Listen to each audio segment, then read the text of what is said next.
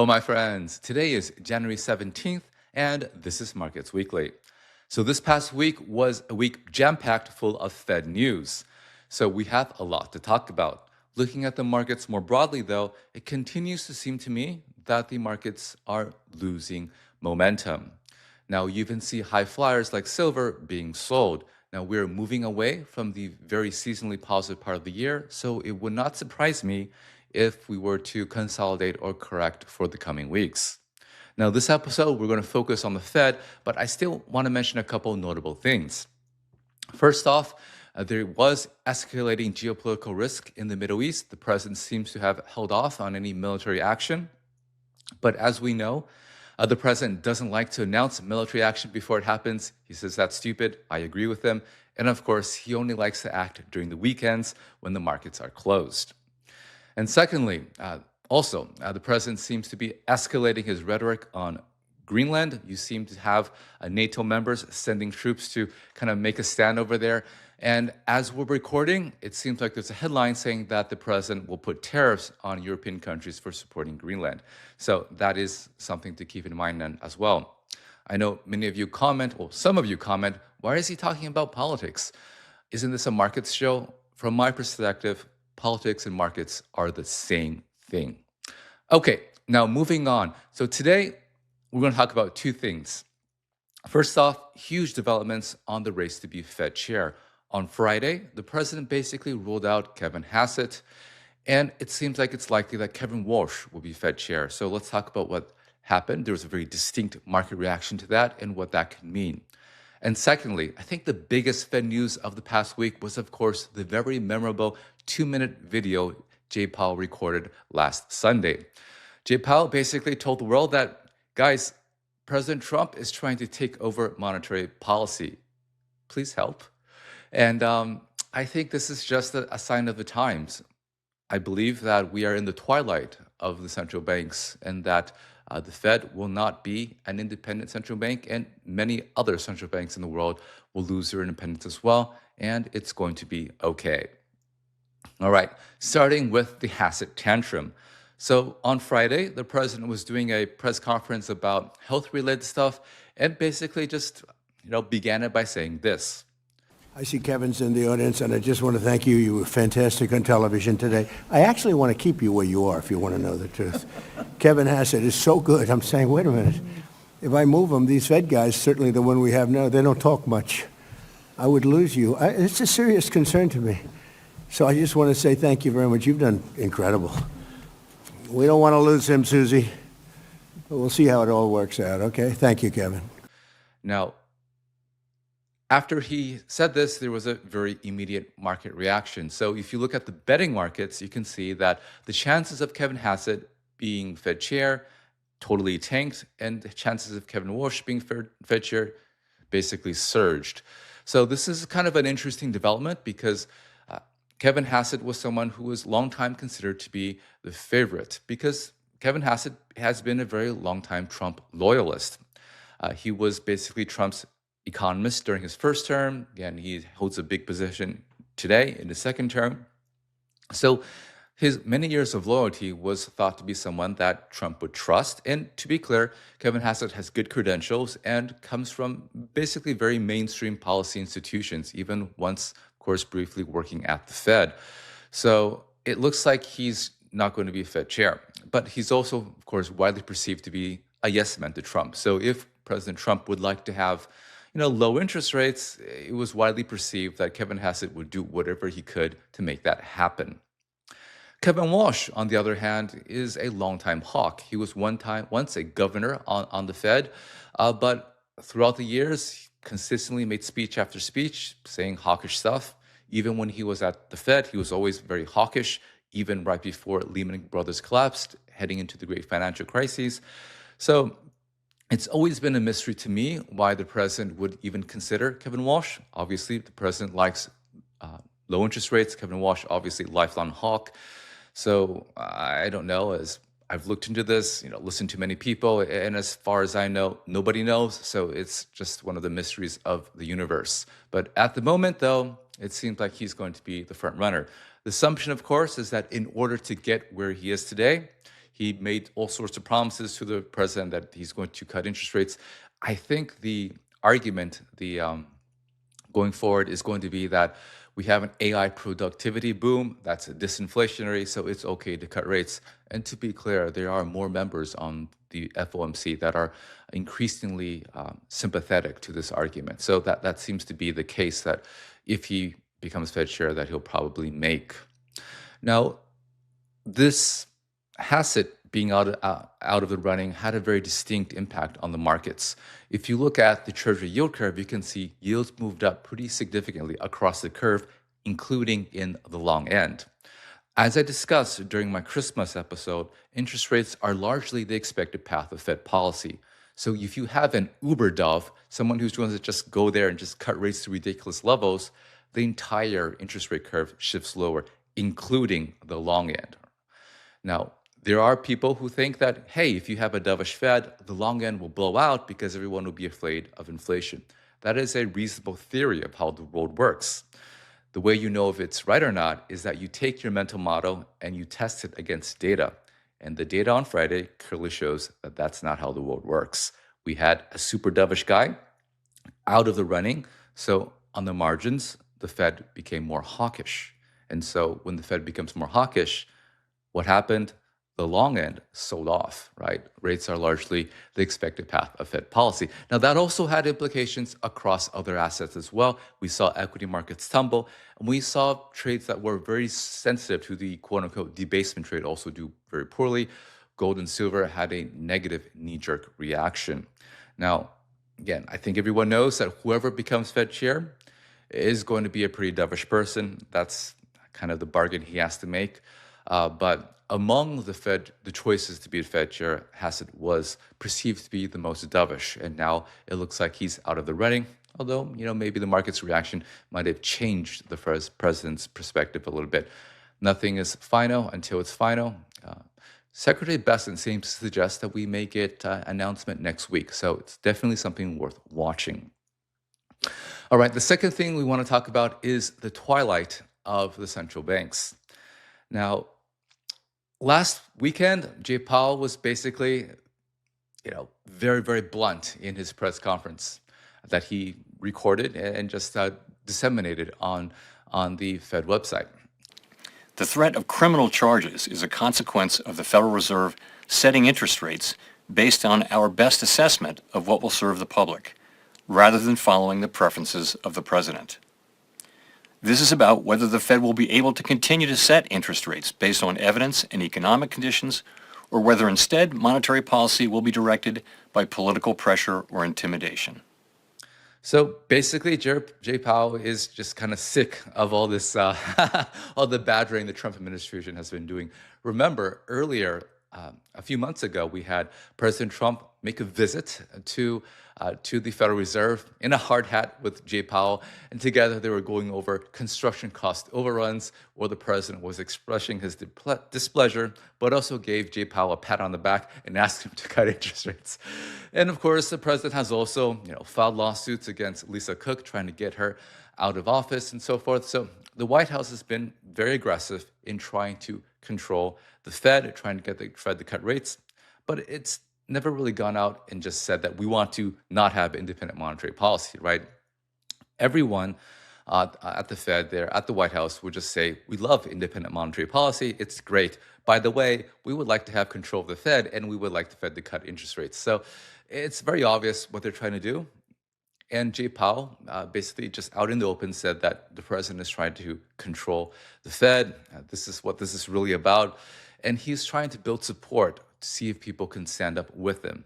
Now, there's reporting that suggests that Jay Powell was basically calling in favors. He has been cultivating relationships with many congressmen throughout the years, and we did see some come out and support him. He also seems to have rallied the troops across the world, where we have a joint statement by many foreign central banks all coming out to support monetary policy independence. So that seems to be what happened. And, I think Jay Powell was completely right that we are at a point where what's really happening is that there is an ongoing debate that is happening in the sphere as to whether or not monetary policy should be independent, and if it is independent, just how much independence it should have. Now, before we continue, I'd like to preface this by just thinking, making an observation. So, everyone understands the world through mental models. Now, some of us build our mental models from what we observe in life, and some of us receive them by what we study in books. Now, mental models are observations of the world, and some of them are durable, like they don't change, and some of them become wrong over time. So, for example, if you make an observation about physics, if I drop a rock, it'll fall to the ground. That's a physical law thing. That's going to be a very durable model because physical laws don't really change. Now, if you have a mental model on something that's more of a social phenomenon, that's something that could change over time because things change with culture, with regulation, with technology, and so forth. For example, a popular mental model is to say, hey, we want to buy stocks that are quote unquote cheap and sell stocks that are quote unquote expensive, right? Value investing. That is a mental model that was successful, say, in the 70s and 80s.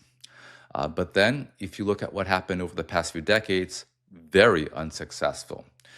So what happened was that things that are expensive became even more expensive. And guys who were practicing value investing, they basically did very well, underperformed the markets, got fired, lost assets, and so forth. So there are not very many value managers today because the mental model that they had once worked, stopped working, and they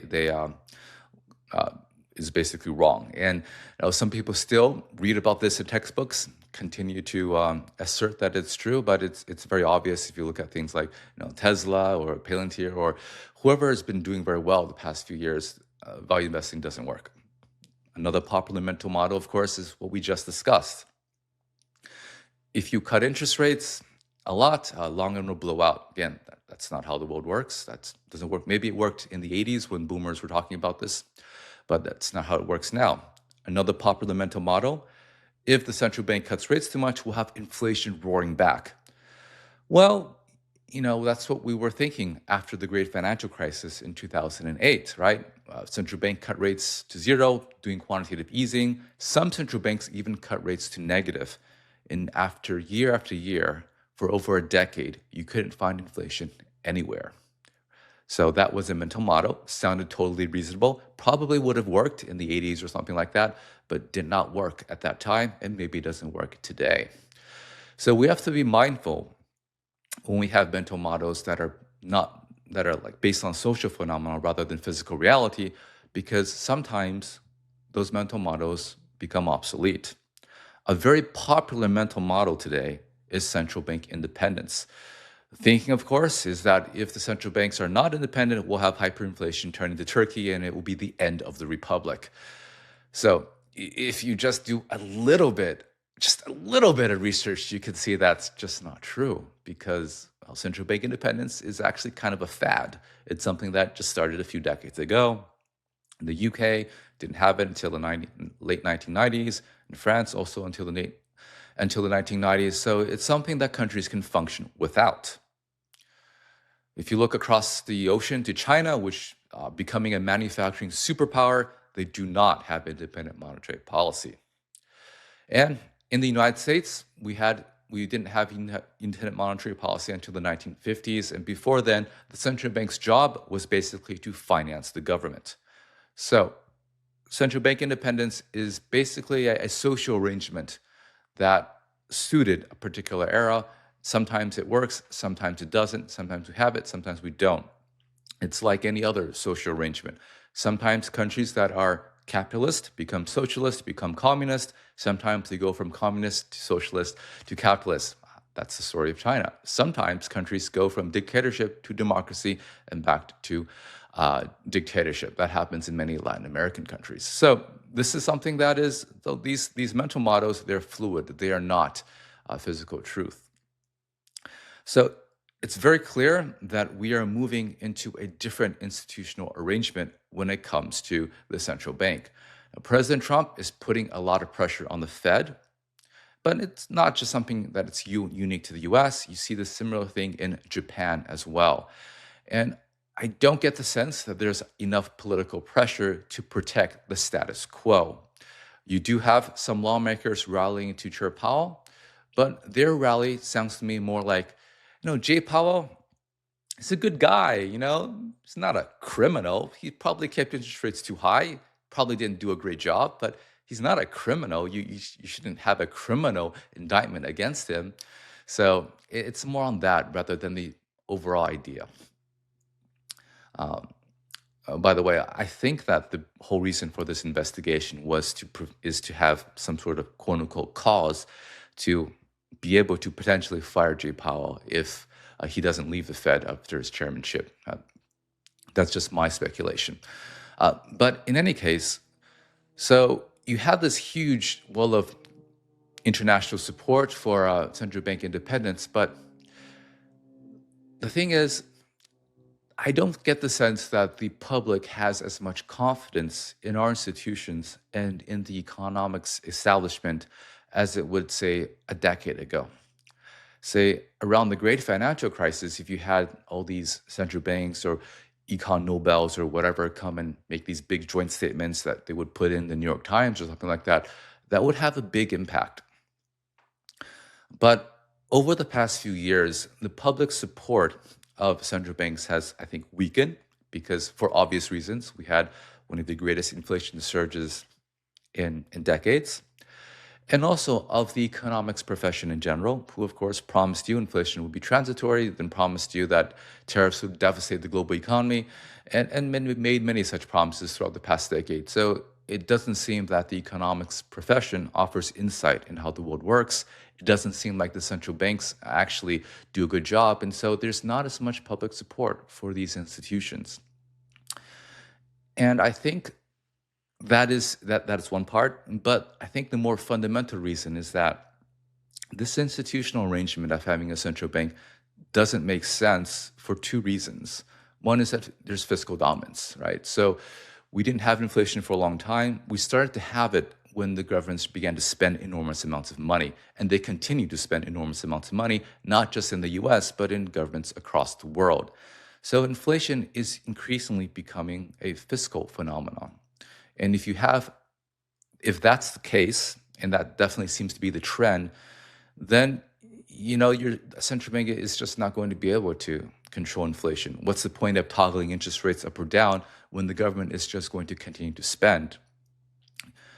The inflation mandate in that case has to go back to Congress because Congress is the primary driver of it. As it is today, the Fed just simply becomes a scapegoat for the actions of Congress, and so we don't really fix the underlying problem. The second thing that this arrangement doesn't make sense is that one of the biggest social problems we have today is wealth inequality. And that is a direct consequence of monetary policy. Now, Chair Bernanke, during the Great Recession, basically explicitly told you that one of the things that he's trying to do is to have a wealth effect whereby, using monetary policy, which maybe not super effective on the real economy, very effective on the financial assets, he wants to pump up financial assets so that there'll be more demand, and that will keep the economy humming. And that basically evolved to where we have the K-shaped recovery today, where people have assets are doing very well, and people who don't have assets are not doing well. On the aggregate, this makes the U.S. economy look good, right? Huge amounts of rich people spending their asset wealth, keeping the economy humming. But underneath, though, you can see that you have a big divide between people who have assets and who don't. And so people who don't can basically never afford a home, very difficult to afford a home, and are basically going to be serfs for their entire life, while the people who had assets just by being lucky, buying early, maybe being a boomer, they continue to do very well. Now, that is a fundamental distributional issue that I think if you want to be in a democratic society, the public has to have some say in, and even if you think that the public shouldn't have say in, the people are becoming increasingly discontent. And so they're part of the reason why I think President Trump can win. He promised change. Obama promised change as well. But Trump actually is changing things a lot. And so that's kind of the political mechanism why this is not sustainable. And so this is going to change. And one other thing to make note is that as governments continue to borrow more and spend more, interest expense is becoming a bigger part of their budget, and that's true across the world. And so interest rate policy is increasingly becoming fiscal policy. And I think everyone agrees that fiscal policy is something that should have democratic accountability. So in any case, the political will and strength is there to change the central bank's relationship. And I think the underlying realities are there as well. So I think that we are definitely towards the end of Federal Reserve independence, and it's going to happen to many other countries as well. And it's going to be okay because, guys, you still have political accountability. Inflation is unpopular. If we do have a surge in inflation, you can always vote the guy out of office, as was what happened in 2024. All right, so that's all I've prepared for today. Next week, maybe we'll get a new Fed chair announcement. That would be very exciting. Let's talk about it next week. All right, talk to you then.